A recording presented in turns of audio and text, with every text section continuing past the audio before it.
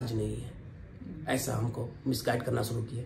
लेकिन सर एक तरफ दूसरी तरफ हम आपका वीडियो देखते थे तो हमको तो यकीन होता था आप पर कि हम जाएंगे तो ठीक ही हो जाएंगे। अच्छा वो हुआ सर,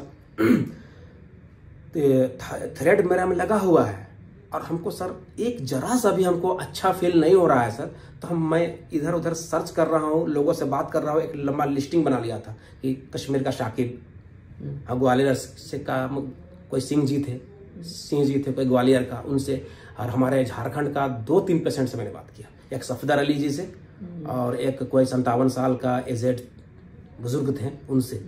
तो उन लोगों ने मुझे अच्छा गाइड किए और फिर बोले कि मैं तो ठीक हो गया, अब तुम चले जाओ।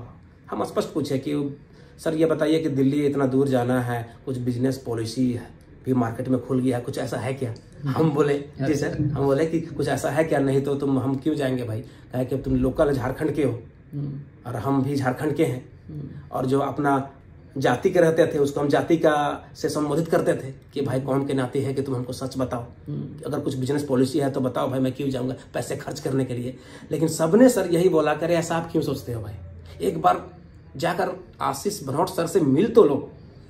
हर कोई मुझे यही बोला सर, जाके मिल तो लो, फिर तुम्हारा दिल जैसा करे वैसा करना। तो सर फिर यहाँ पर मैंने आया और आते ही सर मेरा थ्रेड तो वहाँ पर लगा हुआ था। सोचे कि अभी कौन जाकर खुलवाएगा थ्रेड को, और दर्द बढ़ जाएगा। और ट्रेन में सर बाथरूम जब मैं गया तो खून आनी शुरू हो गई, ब्लड। मैं डर गया कि इसे क्या हो रहा है भाई। तो बात किए सुमित सर से और गुरु सर से बात किए तो बोले कि पट्टी को ले करके तुम सीधे बैठ जाओ ट्रेन के सीट पर, ब्लड रुक जाएगी।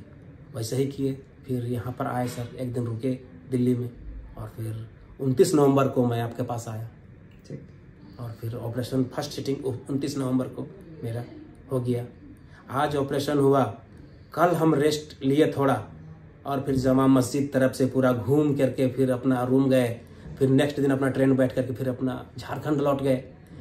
तीसरा सिटिंग मेरा हुआ 30 दिसंबर को सर। 30 दिसंबर को तो और हमको एकदम काफ़ी अच्छा फील होने लगा। ऑपरेशन का बाद जो फर्स्ट बार में ऐसा हुआ था तो सेकेंड बार में हमको थोड़ा कम कमजोरी, कम थकान हमको हुआ। शरीर भी काफी कमजोर हो गया था जब हमारे पास आए थे। जी सर, काम 56 kg मात्र थे सर, जबकि मेरा मूल वेट जो वजन मेरा 62-63 kg था सर।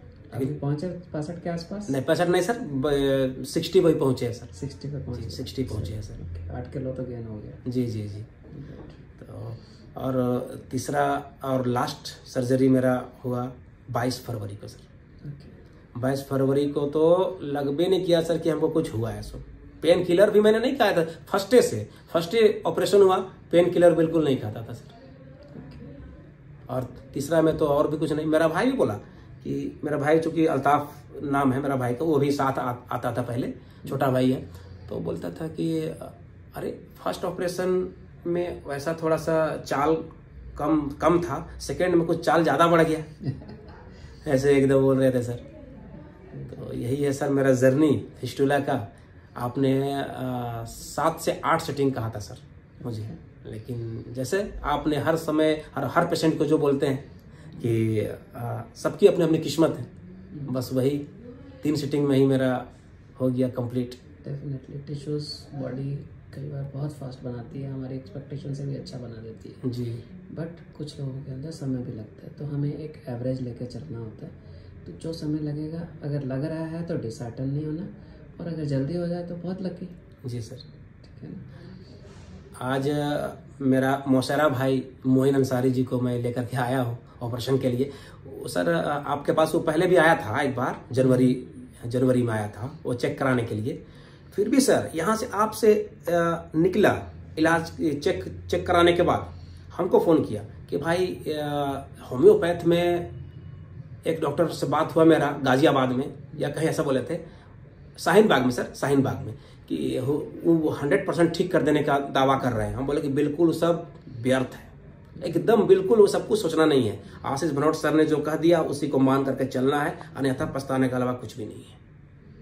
उनको बोले, मिसगाइड हो जा रहे थे मोइन भाई, तो फिर सही ट्रैक पे फिर उनको समझाने पर हुआ है और आज फाइनली उनका भी ऑपरेशन हो गया।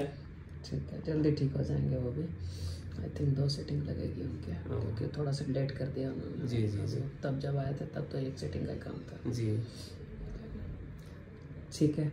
और ऑपरेशन के दरमियान जो पहले से कंपैरिजन तकलीफ, जो वैसे तो आपने आइडिया दे ही दिया कि अगले दिन से बैठ पा रहे थे, तो जब पहले जो भी ट्रीटमेंट होता था, कितनी बार 4 सूत्रा चेंज हुआ था आपका? कुछ 4 थ्रेड चेंज हुआ था सर। और उससे पहले होम्योपैथ सर, होम्योपैथ में मैं दवा खा चुका 7-8 महीना होम्योपैथ में।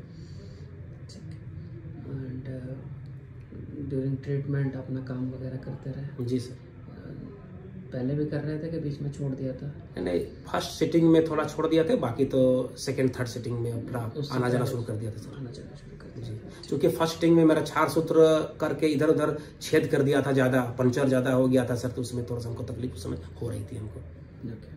सर क्या बोले कि रांची से मेरा घर का दूरी लगभग है सर 50 से 60-65 किलोमीटर सर।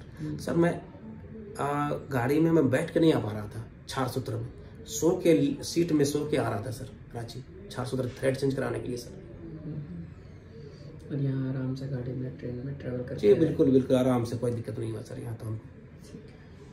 ठीक है। थोड़ा बहुत पेन डिस्कम्फर्ट हो सकता है, वो एक्सपेक्टेड है जी। तो बिल्कुल ऐसा नहीं कि, और हर पेशेंट का ना अलग होता है। जैसे अब आप तो 4 सूत्रा और ये सब सहन किया हुआ था, तो आपके लिए ये बहुत आसान था। पर जिसका कुछ नहीं हुआ है, फर्स्ट टाइम कर रहे हैं, तो थोड़ा बहुत पेन डिस्कम्फर्ट होगा। और खास टाइम करके पॉटी करते टाइम शायद आपको भी होता होगा, पर धीरे धीरे वो भी सेटल हो जाता है। पॉटी करने समय दर्द हमको बिल्कुल वैसा नहीं होता था सर, बस हमको लहर जलन होता था सर। दूसरा दर्द वैसा बिल्कुल भी नहीं। और लॉक्स जेली या जो भी हमको आप दवा देते थे लगाने के लिए, लगाते के साथ सर हमको लगता है कि 10 मिनट के अंदर सारा जलन खत्म, फिर अपन नॉर्मल हो जाते थे। ठीक है खालिद जी, बता आपका नंबर एक बार बता दीजिए, किसी को ज़रूरत हो, किसी को गाइड कर सकते हैं आप। जी जी जी जी बिल्कुल। मेरा नंबर है 8825337055। आप ज़रूर मुझे फ़ोन कीजिए और मैं आपको हर तरह से गाइड करने का कोशिश करूँगा, क्योंकि मैं इसी के माध्यम से मैं आया हूँ। और नहीं तो झारखंड कहाँ है, दिल्ली कहाँ है, कैसे पता चलता। एक बार और मैं कहना चाहता हूँ सर, जो भूल गया था एक चीज़। 4 सूत्र हुआ है सर, हम लड़ रहे हैं अंदर आत्मा से कि हमको करना क्या चाहिए। सबका लंबा लिस्टिंग बना करके फ़ोन में हम बात कर रहे हैं सब, कभी साकिब जी से, कभी वो सिंह जी से, कभी उनसे, कभी उनसे। मेरी माँ, चूँकि ग्रामीण महिला है, मेरी माँ, मेरा भाई या और भी लोग यही बोलते थे। मेरी सिस्टर के पास शिकायत कर दिया मेरा भाई, अपने लोकल भाषा में, ये केवल अपना ये यूट्यूब में देख देख के पागल हो जा रहा है, ऐसा हमको यूट्यूब में देख देख के ये पागल हो जा रहा है। जब इलाज करवा करके जब आया रांची से, तो का इधर उधर फ़ोन करना, दिन भर खाली फोने में खाली बतियाते रहता है कि आप गए थे इलाज कराने, कैसे हुआ, क्या हुआ, क्या हुआ। तो सर ये एक होता है सर कि हम सर्च जो कर रहे थे अपना विश्वास के लिए कि भाई आशीष भनोट सर का इलाज कैसा होता है, उसको सर मेरे परिवार वाले एकदम नेगेटिव समझ रहे थे। लेकिन आज के डेट पर सर मेरी माँ खुद बोलती है कि सही जगह में तुम गया है। एक्चुअली क्या है, उनकी गलती नहीं है, अब उनकी इस बारे में नॉलेज नहीं है, पहली बात। दूसरी, पेन डिस्कम्फर्ट जो फील तो आप ही कर रहे हो, वो आपकी परेशानी से परेशान हो सकते हैं, पर आपके दर्द उन्हें नहीं समझ आ सकते। जी ठीक है, वो दर्द आप नहीं गोइंग थ्रू है, और उसके कारण जो नेगेटिव ख्याल आते हैं माइंड में लाइफ को रिलेटेड, मैंने देखे हैं हर पेशेंट को, उन्होंने बहुत सारे बहुत ही अजीब कई बार सुसाइडल टेंडेंसीज तक भी आ जाती है, क्योंकि इतना पेन और इतना अनकम्फर्टेबल है ये बीमारी, और ख़ास करके इलाज में बहुत मुश्किल है, ईजी नहीं है। ठीक है, तो उस दरमियान अगर डिसहार्टन होते हो तो आपका तो वो है, बट आपको सपोर्ट नहीं मिल पा रही। जी, पेरेंट्स की सपोर्ट कई बार नहीं होती, भाई बहन की सपोर्ट नहीं होती, कई बार नेगेटिव सपोर्ट, नेगेटिव आसपास के लोग, कई बार पेशेंट ऐसे आते हैं कि हम अपने आसपास किसी को बताते ही नहीं, बताएंगे तो कुछ ना कुछ ऐसी बातें करेंगे कि जिससे आप परेशान होते हो। जी जी। मैं कहता हूँ कि आपको छुपाने की भी ज़रूरत नहीं है और एक्स्ट्रा बताने की भी ज़रूरत नहीं है। नॉर्मल है, कोई आपका शुभचिंतक है तो वो आपको समझेगा, अगर वो उसे नहीं समझ आ रही तो आपको उसको बहुत ज़्यादा आप उसको इम्प्रेस नहीं कर सकते। इट इज़ योर लाइफ अपने, और ये सिर्फ इस चीज़ के लिए नहीं है, लाइफ में हर चीज़ के लिए डिसीजन आपका खुद का ही होगा, नहीं तो आप किसी भी डिसीजन से अगर आप कोई भी चीज़ कर लोगे ज़्यादा पछताओगे। जी जी जी। अपने डिसीजन से गलत सही जो भी होगा उससे आपको सबक मिलेगा, आप आगे सही जो भी करोगे डेट इज़ प्योरली योर्स।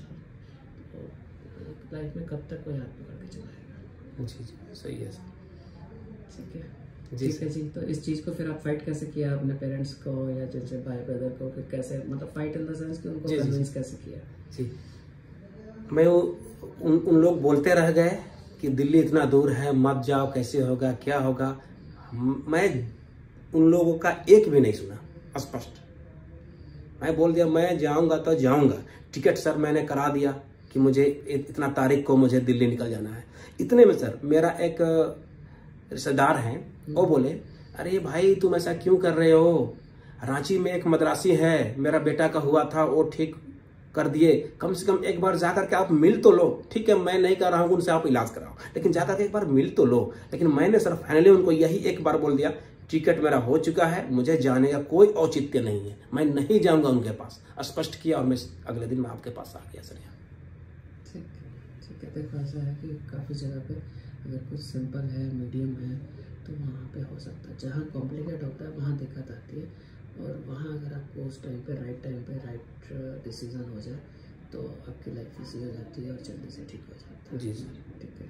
क्योंकि हम लोग करने वाले हैं, ठीक ट्रीटमेंट कर सकते हैं, ठीक करने वाला बिल्कुल वाला। जी सर जी सर।